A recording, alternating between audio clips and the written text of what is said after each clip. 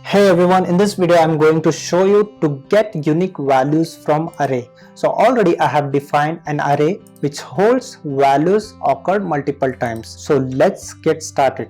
So let's create a variable set values.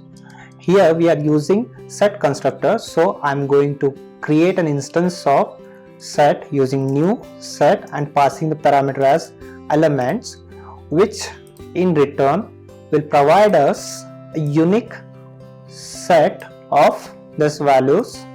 The same I'm going to spread it in another array. So let me write let result equals the return values will be available in set values that I'm going to spread it in this array.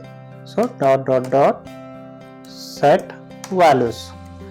So the same at the end I'm going to print it.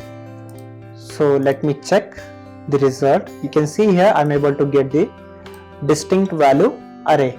So to shorten this one, what we can do, we can just cut this and paste it over here, and let's eliminate set values and make it in single line.